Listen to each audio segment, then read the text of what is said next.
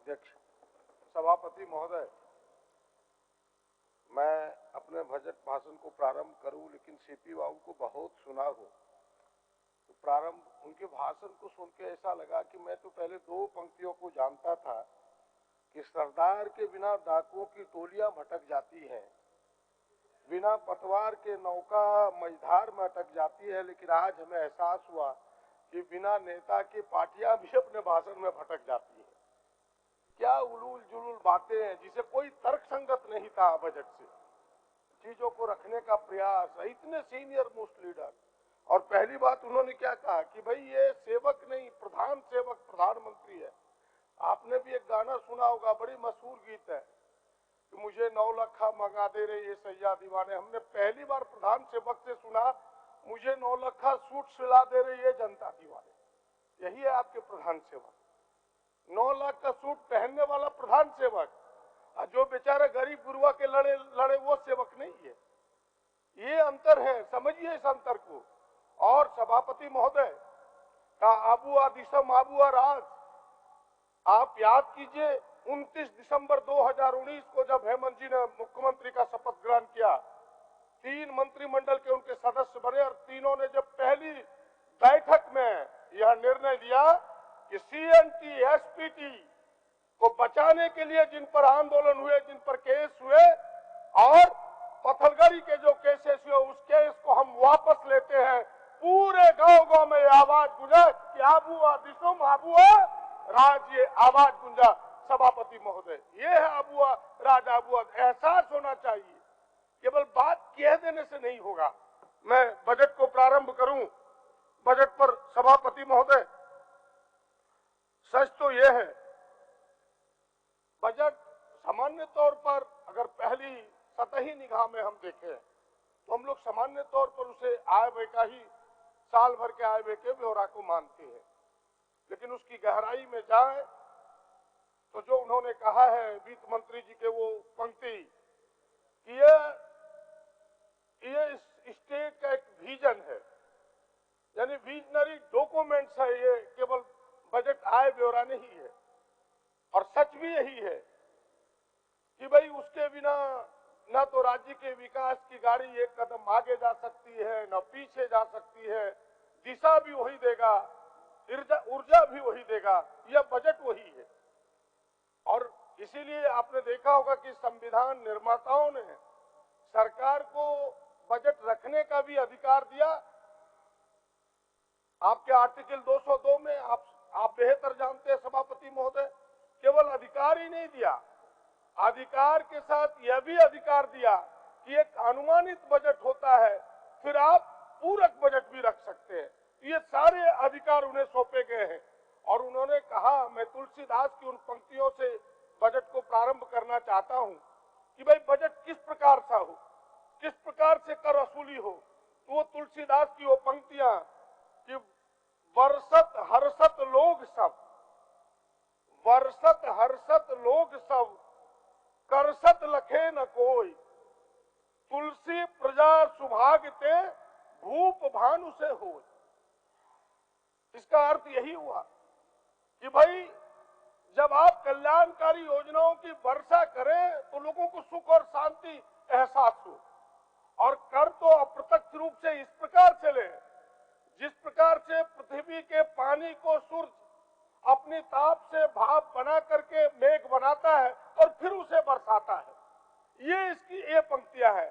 हमें लगता है कि इस सरकार ने और वित्त मंत्री ने इन पंक्तियों को अक्षर से उतारने का प्रयास किया कि कोई कर में बढ़ावा नहीं, कोई एहसास नहीं, और एक एक कल्याणकारी योजनाओं को जनता के लिए परोसने का प्रयास किया। ये इस बजट की खूबी है सभापति महोदय। और सभापति महोदय, सबसे अच्छी बात तो ये है इस बजट का कि भाई वास्तविकता से दूर नहीं है, कोई काल्पनिक चीजें नहीं है, बिल्कुल वास्तविकता के निकट का बजट है कि एक एक चीजों को इन्होंने रखने का प्रयास किया। और वित्तीय प्रबंधन को देखें, एफआरबीएम एक्ट को देखें कि एफआरबीएम एक्ट ये कहता है कि भाई बजट में जो राजकोषीय घाटे हो आपके सकल घरेलू उत्पाद से 4% कम हो और वित्त मंत्री जी ने, इस सरकार ने 2.81 रखा है।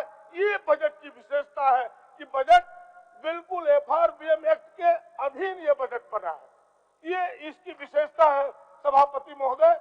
और बजट में दोनों चीजों का सामंजन, पहला सामंजन आधारभूत संरचना, दूसरा कल्याणकारी योजना। यानी आप कह सकते हैं कि आधारभूत संरचना और लाभकारी योजनाओं का एक बेहतर सामंजन इस बजट में पानी, बिजली, सड़क, स्वास्थ्य, शिक्षा हेतु आधारभूत कई संरचनाओं के बारे में इस बजट में जिक्र है। और इसके साथ साथ सर्वजन पेंशन योजना, कल्याणकारी योजना, सस्ते दर पर चावल, सस्ते दर पर दाल, धोती, साड़ी, छात्रों के पठन पाठन के लिए मदद, जो अभी हमारी विधायक श्रीमती दीपिका जी कह रही थी कि भाई ये सारी कल्याणकारी योजनाएं, यानी आप कह सकते हैं कि यह बजट बिल्कुल संतुलित बजट है। और इतना ही नहीं, कुछ लोगों ने कल मुझसे पूछा कि भाई कोई नयापन दिखता नहीं है इस बजट में। हमने कहा गांव को जरूरत है सड़क का, तो क्या गांव-गांव में हवाई अड्डे बनाए जाए तो नयापन दिखेगा? भाई नयापन आपको दिखता नहीं। गांव की जरूरत है स्कूलों का, तो प्रत्येक गांव में मेडिकल कॉलेज थोड़ा खोला जा सकता है, क्या नयापन दिखेगा? जो चीजें नीड्स है, पीपुल नीड्स है, उसको पूरा करने का इस बजट में प्रयास हुआ है। ये बजट की खूबी है सभापति महोदय। और हम ये नहीं कह सकते, जो मैं पहले बात कह रहा था कि पिछली सरकारों की तरह कि भाई मेडिकल कॉलेज खोल दिए, दुमका में खोला, पलामू में खोला, हजारीबाग में खोला और MCI ने तलवार लटका दिया। 2 सालों तक एडमिशन नहीं हुआ, ये करके गए। उस प्रकार का बजट बिल्कुल वास्तविकता से परे हो जाता है कि अखबार के पन्नों में आने के लिए हमने कह दिया कि हमने 4 मेडिकल नए कॉलेज इस राज्य में खोल दिया बजट के माध्यम से, और 2 साल के बाद बच्चे भटक रहे हैं, एडमिशन नहीं होता। MCI कि भाई वहां फैकल्टीज नहीं है, वहां आधारभूत संरचना नहीं है, उसे स्वीकृति नहीं दे रही है, NOC नहीं दे रही है। इस प्रकार इसमें कोई काम नहीं हुआ।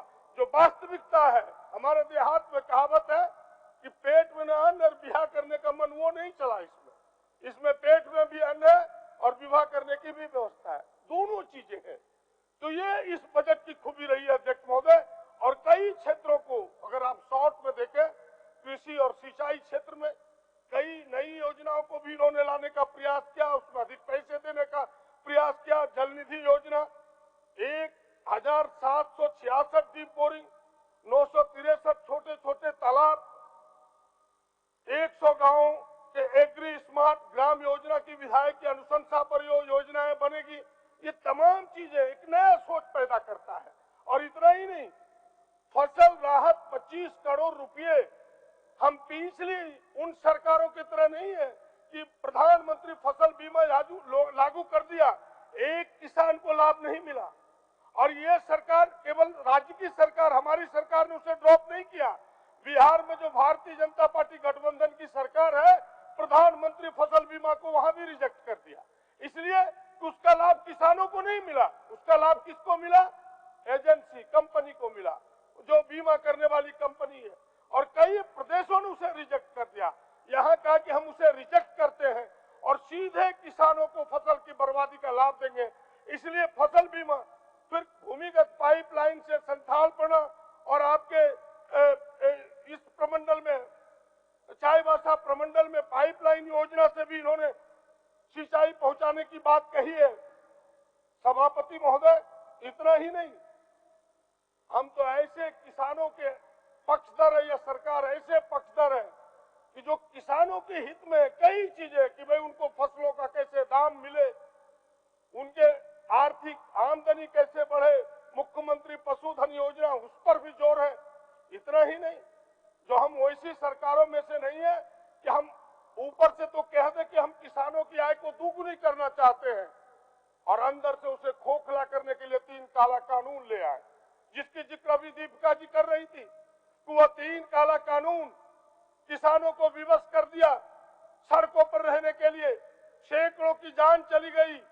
और लोकसभा में जब सवाल आया सामने सभापति महोदय, तो सरकार ने बड़े हंसते हुए कह दिया कि हमें पता नहीं है कि कौन मरे हैं, कौन जिए हैं, किसकी जाने गई है, ये कह डाला।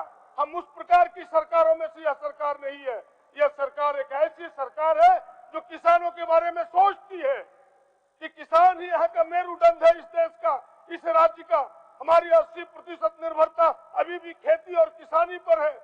जो किसानों के लिए हम वो पंक्तियां कहते रहते हैं कि अपने को मिट्टी में मिलाता है, अपने को धूप में जलाता है, खून पसीना एक करके दूसरों को अन्न खिलाता है। इन किसानों की सोच इन्होंने पैदा की है सभापति महोदय। और सभापति महोदय, मैं ग्रामीण विकास की चर्चा करना चाहता हूं कि पहली बार कि मुख्यमंत्री सड़क योजना 1000 किलोमीटर पूरे प्रदेश में ये जो गांव जो सड़कों से अछूता है उन गांवों को भी छूने का यह प्रयास करेगी। और आपने देखा होगा कि पहली बार प्रधानमंत्री आवास, जिसकी कई लोगों ने चर्चा किया कि एक अलग से रूम 50,000 का, उसके साथ साथ अंबेडकर आवास योजना की संख्या इस बार दुगुनी की गई है। वह स्वागत योग्य है। 11,000 से अधिक अंबेडकर आवास पूरे राज्य में बनेंगे। लेकिन मेरा एक आग्रह होगा, समिशन होगा, माननीय मंत्री बैठे हैं, विभागीय मंत्री, कि आपने विधायक की अनुशंसा लिखी है कि विधायक की अनुशंसा मान्य होगा, लेकिन आज भी डीसी उसमें ऐतराज करते हैं। वो पुरानी चिट्ठी को ही कहीं कहीं वीटो लगा देते हैं। आपको इसको कड़ाई से देखना चाहिए। और अब जो ये आपका जाए उसमें विधायक की अनुशंसा तो हो। अगर आप 25% विधायक से अलग रखना चाहते हैं तो कम से कम उसका 20 सूत्री का मोहर लगे, ना कि डीसी और डीडीसी के हाथ में दे दे फिर उनकी मनमानी चले। योजना अच्छी है, उसका क्रियान्वयन भी अच्छी होना चाहिए, तभी सच मायने में गरीबों को लाभ मिलेगा। ये मेरा आपसे आग्रह होगा। अभी पंचायतों में आपने ज्ञान केंद्र की बात कही है, छोटे छोटे आंगनबाड़ी केंद्रों में इस बार गर्म कपड़े देने की बात कही है। इसके साथ शिक्षा और तकनीकी शिक्षा के क्षेत्र में आपने कई परिवर्तन लाए हैं कि भाई मैथ साइंस के लैब की स्थापना, कस्तूरबा विद्यालय, मातृत्व छात्रावास, जिला पुस्तकालयों का निर्माण, गुरुजी क्रेडिट कार्ड जिसकी चर्चा अभी थोड़ी देर पहले हुई है, मॉडल स्कूल और उनके कॉलेजेस के जो स्वीकृत पद नहीं थे उनको स्वीकृति आपने प्रदान की है। लेकिन मेरा आग्रह होगा कि आपने मॉडल कॉलेज, लगभग मॉडल स्कूल यहाँ 8-9 वर्षों से सभापति महोदय चल रहा, 8-9 वर्षों से, वो बिना प्रिंसिपल का 9 वर्षों से। आपका समय समाप्त हो रहा है। कहाँ समय, अभी तो शुरू ही किया सभापति महोदय, अभी तो 15 बात कहने की है। ये तो चर्चा इसलिए बढ़ाई गई है कि बात कही जाए। 15 मिनट बात आप कहने का वक्त है। आपसे आग्रह होगा, केवल 3-4 मिनट लूंगा, खत्म कर दूंगा 3-4 मिनट के अंदर ही। 2-3 महत्वपूर्ण बातों को समेट आप 2 मिनट में खत्म करिए। मैं 3-4 मिनटों में खत्म करता हूँ सभापति महोदय, तुरंत खत्म करता। और बोलने का अवसर दिया जाए फिर तो ये आप समझिए। केवल एक पंक्ति आपके लिए कहना चाहता हूँ कि सभापति महोदय, हम 1 लाख करोड़ बजट की पिछले का हिसाब ले रहे हैं, 1 लाख करोड़ का हिसाब इस बार का दे रहे हैं और 5 मिनट में कह देते हैं कि नहीं आपका समय खत्म होता है। 5 मिनट नहीं है, आपका 15 मिनट हो चुका है, 9 मिनट समय है, इसलिए समय पर पाबंदी है ना। नहीं पाबंदी है, लेकिन समय बढ़ाया भी जाता है सभापति महोदय, अंत में बढ़ता भी है। आप अपनी बात बोले ना, आप खत्म करिए ना। बस हम अपनी बात को कह रहे हैं, जल्दी में कहेंगे। बस ये आपसे कहना चाह रहे हैं कि जो मॉडल स्कूल बिना प्रिंसिपल और बिना प्राध्यापक के चल रहे थे, वो घंटी आधारित शिक्षकों के आधार पर अब बहालियां होने वाली है। ये कस्तूरबा विद्यालय जो चल रहे हैं उसमें भी कुछ शिक्षक जो अस्थायी रूप से काम कर रहे हैं, कुछ घंटी वाइज है, आपकी बहालियां होने वाली है। उन बहालियों में जो 10 वर्षों से लगातार उन लोगों ने सेवा दिया, किसी ने 8 वर्षों से दिया, आप उनके बारे में उस पर सोचिए और उनके बारे में आपको विचार करना चाहिए। अभी 17 पॉलिटेक्निक कॉलेज है, आपसे भी लड़के मिले थे, हमसे आके मिले थे कि भाई हम लोग इतने कम में पढ़ाते हैं, मात्र 400 रुपया घंटी वाइज, वो भी 1 घंटी 1 दिन में नहीं होता। बोला कि महीने में हमें 8,000 5,000 मिल जाए, हम इंजीनियरिंग किए हुए लोग हैं, 5,000 कभी मिलता है, कभी 8,000 मिलता है। उस आधार पर ये पॉलिटेक्निक कॉलेज चल रहे हैं राज्य में।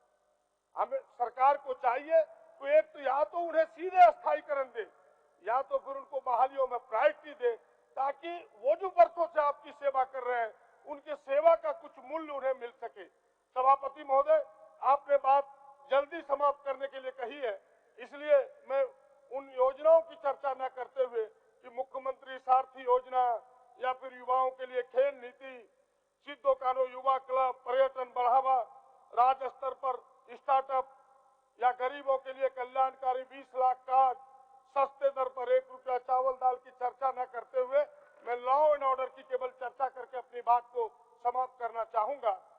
बड़ी चर्चा हो रही है 2 दिनों से लॉ, इसी पर कंक्लूड करूंगा सभापति महोदय कि जरा पूछिए, लॉ एंड ऑर्डर की 2 वर्षों की मैं पिछले समय की बात करना चाहता हूं। क्या यही झारखंड था, ये सत्ता में थे, किस तरह से झारखंड बदनाम हुआ था वह निर्भया कांड लेकर के, ये आप याद कीजिए। 16 दिसंबर 2016 कौन था सत्ता में, किसके जमाने में हुआ निर्भया कांड और कहां हुआ जरा बताइए। राजधानी के आंख के सामने, सरकार के आंख के नाक के नीचे, आंख के सामने बूटी मोड़ में वो छात्रा बीआईटी की छात्रा थी, इंजीनियरिंग की छात्रा थी, रेप के साथ उनको जला दिया गया। सरकार कुछ नहीं कर पाई, बड़े मुश्किल से बात सीबीआई जांच हुई तब उसको न्याय मिल पाया। सभापति महोदय, मैं दूसरी घटना का जिक्र करना चाहता हूं। रुपेश पांडे का तो जरूर जिक्र करते हैं, लेकिन रुपेश स्वासी को भूल जाते हैं। वह रुपेश स्वासी जो बुंडू के थाने में इनके पुलिस ने पीट पीट करके उसकी हत्या कर दी थी, ये उसे भूल जाते हैं। वह रुपेश स्वासी जिसे न्याय नहीं मिला, भटकता रहा हुआ वर्षों तक, उसके पिताजी, उसके माताजी। आपके जमाने में भी इस प्रकार के एक चीजें हुई है। सभापति महोदय जरा याद कीजिए इनकी इच्छा क्या रहती है। आप याद कीजिए, एक घटना का जिक्र करके मैं अपनी बात को विराम देना चाहूंगा कि रांची जनवरी 2021 और मांझी में एक युवती का लाश, सरकटा लाश मिला था। इन्होंने उसको सांप्रदायिक रूप देने का प्रयास किया, यहां तक कि मुख्यमंत्री की गाड़ी को घेरा इन्होंने ताकि इस राज्य में सांप्रदायिकता का आग की लपट बढ़ जाए। ये है इनकी कहानी। और इनके नेता भैरव सिंह, कौन है भैरव सिंह, किस पार्टी के समर्थक हैं, किसके झंडे तले वो आते हैं, ये है इनकी कहानी। इनको रुपेश पांडे को न्याय मिले उससे मतलब नहीं है, इनको मतलब है कि इस राज्य में कैसे सांप्रदायिक हिंसा भड़क जाए उससे मतलब है, हिंदू मुसलमान में टक्कर कैसे हो जाए उससे मतलब है। सभापति महोदय, इनकी नियत यही रही है, इनकी यही कहानी है।